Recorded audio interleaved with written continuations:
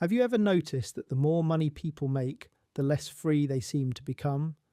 They chase bigger homes, flashier cars, and endless upgrades, only to find themselves trapped by their own success.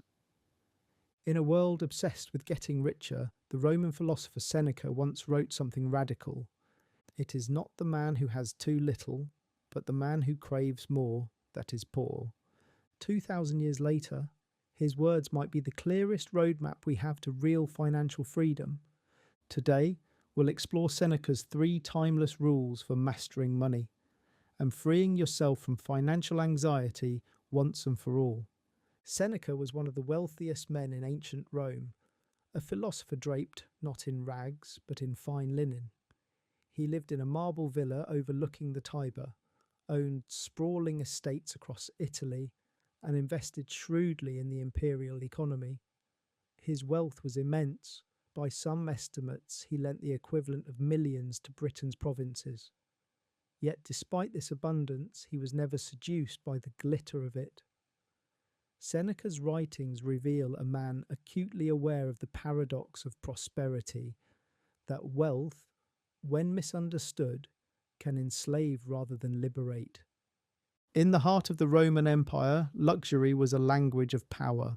Senators flaunted their riches through banquets that lasted for days, villas adorned with gold leaf, and fleets of servants tending to their every whim. But Seneca saw through the spectacle. He observed that the more possessions a man owned, the more his possessions owned him. He understood that luxury wasn't merely about objects, it was a psychological trap. The moment one begins to define success by external measures, one's peace of mind becomes dependent on them. And dependency, to Seneca, was the opposite of freedom.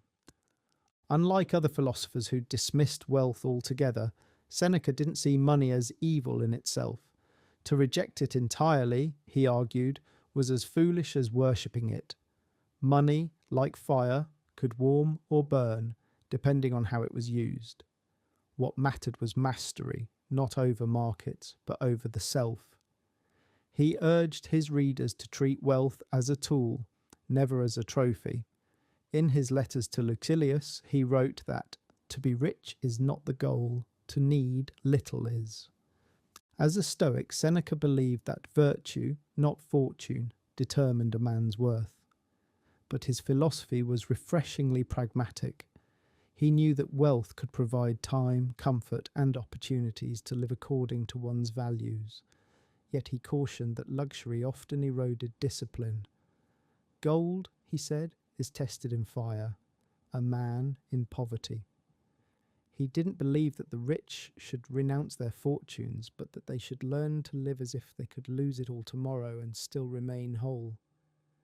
In Seneca's mind, liberty was the highest dividend of wealth. True prosperity was measured not in coins or possessions, but in independence, the ability to rise each day unshackled by the fear of loss or the hunger for more. Wealth, rightly understood, was not a destination, but a means to achieve that inner freedom. Seneca's relationship with money was therefore deeply introspective, a mirror of his broader philosophy of life. Living in the volatile world of imperial politics, he saw firsthand how fortunes could rise and collapse overnight. Power, influence, and wealth were fragile currencies in Rome, dependent on the favour of emperors and the whispers of rivals. As Nero's tutor and later his advisor, Seneca moved through the most dangerous corridors of power. He witnessed the destructive greed of men who, having gained everything, lost their peace, their integrity, and eventually their lives. These experiences taught him that wealth without wisdom is ruin disguised as success. He watched peers use gold to buy comfort and control, yet they remained tormented, anxious about their reputation, jealous of others' success, and terrified of losing what they had. Seneca called this condition a kind of mental poverty, the sickness of those who mistake abundance for freedom. He who is not contented with what he has, he warned, would not be contented with what he would like to have. To Seneca, then, the challenge was not in earning wealth, but in mastering its influence over the soul. Money, he believed, should serve virtue, not vanity. It should enable a man to think freely, act justly, and live wisely.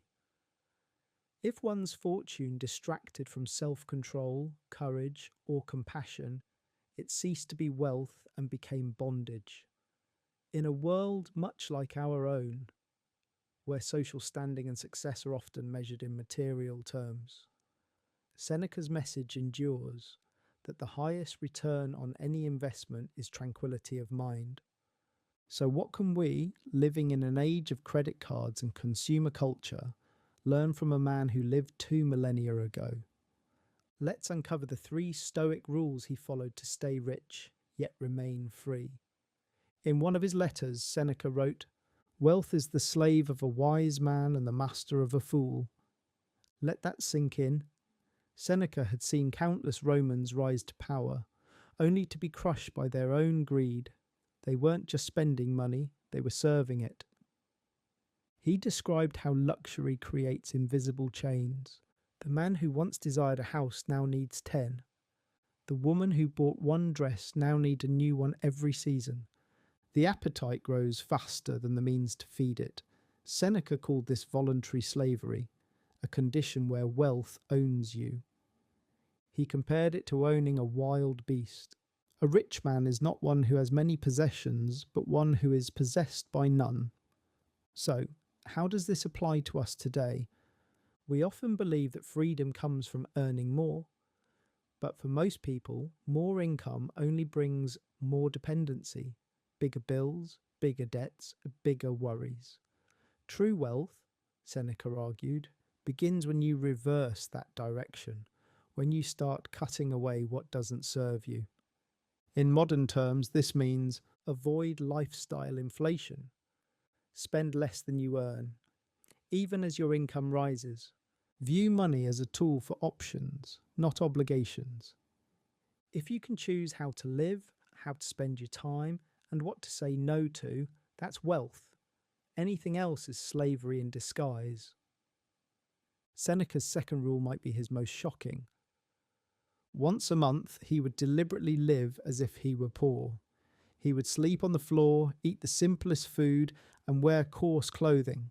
He called this exercise premeditatio paupertatis, rehearsing poverty. Why? Because fear of losing wealth is more painful than poverty itself.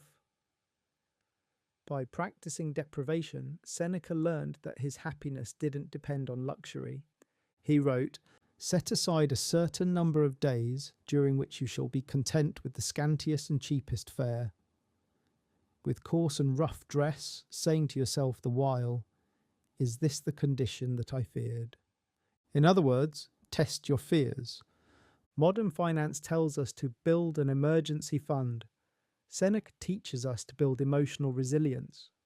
You can have all the money in the world, but if you live in constant fear of losing it, you are still poor. How can we apply this today? Occasionally cut back your spending on purpose.